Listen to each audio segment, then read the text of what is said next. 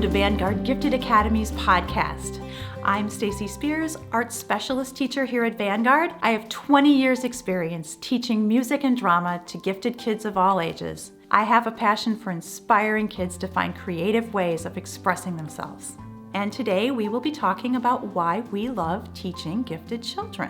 When you think about the teachers that had the most impact on you as a child, do you consider those who were experts in their subject area, or those who were expert at making connections with you, at building your confidence and inspiring you? Stay tuned to find out why Vanguard teachers can't wait to come to work each morning to teach and learn from our students. I spoke in a recent episode about the need gifted children have to be in a supportive community that acknowledges their challenges and honors their growth process. Family is the obvious cornerstone of this supportive system, but it's also very important to find peers and teachers that can become embedded in the fabric of your community. What we have noticed here at Vanguard, now that we are in our 4th year, is that the model is set up very well to foster an authentic sense of community between teachers and students, and also among the students. When this kind of environment is in place, students feel encouraged to try, take risks, succeed to varying degrees, reflect, tweak, and try again. And in this environment, fear, which is the great stopper of all progress, falls away. You now have students who are willing to take risks, who buy in, who are invested, and that's when amazing things start to happen. I had the opportunity to support a student who was challenged by learning math facts. Math facts are not the inspiring, hands-on, project-based activity that inspires gifted learners. They still need to be learned in order to move on to higher, more challenging activities. Now, this could have been a discouraging situation for her and even embarrassing, but it wasn't. It was actually a joyful process, and I attribute this to 2 things.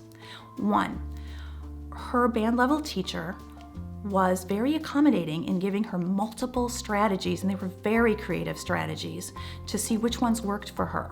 She wasn't beholden to any 1 or even 2 strategies, and she was encouraged to think of strategies that worked for herself on her own or modify the ones that were given to her. There was a point at which I was brought in, and because I had worked with her in music and drama situations in the past, I had some ideas to work with rhythm and movement, and pretty soon we were pretty much having a party with math facts every day.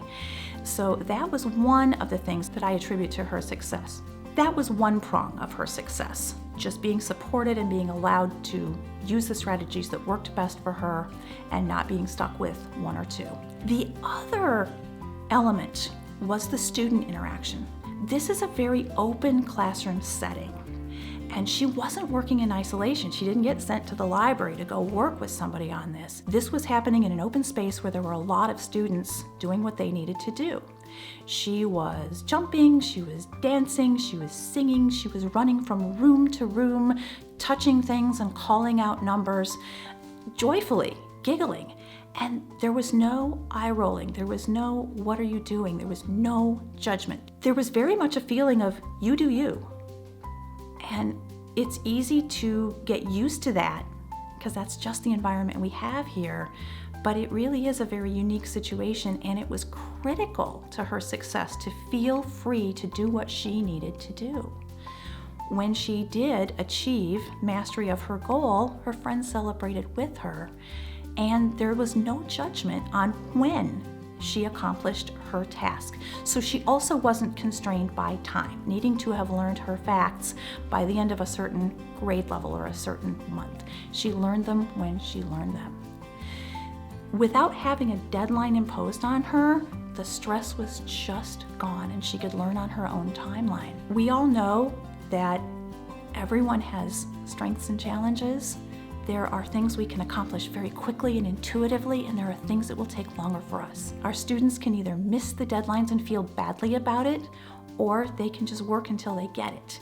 Either way, they're going to take the time they need, but one way they feel like failures, and the other way They just focus on what they need and they get there when they get there, and they can celebrate those successes. In addition to supporting students working hard to achieve a goal, we also love to plan rich curriculum. And in order to engage students in the projects that we plan, you have to have buy-in, you have to have trust.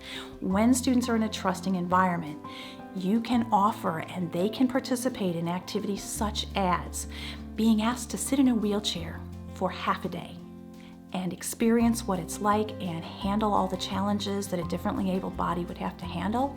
And that might mean asking a friend to help you with a restroom door. That might mean asking to have your coat hung up for you, which can be really uncomfortable. But being willing to dive in and experience that and then to talk about your experience and reflect on it afterwards is a really rich experience for students that requires trust up front to dive in. Also, you can ask students to compose their own music, but instead of stopping there, ask them to gather a group of friends and then be the teacher.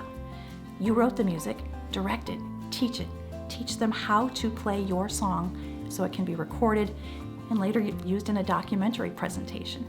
You can present a group of young students with an engineering challenge, but no supplies. Tell them what they need to learn how to build and then set them loose in the building. Let them see what they can come up with. It's really inspiring to watch them try to build an entire tower using Scotch tape to hold it together, and then watch the pieces come tumbling down and then see the reaction of laughter followed by, nope, guess that didn't work. What else do we have? And a joyful scrambling to go find the next thing. These are the reasons we love teaching gifted children. They want to learn. They just need a supportive environment in which to grow and thrive. We are privileged to be able to provide this supportive environment and honored to be able to witness the growth that comes out of it. Thanks for listening. We hope you'll tune in again next time when we'll discuss holistic education and lifelong learners.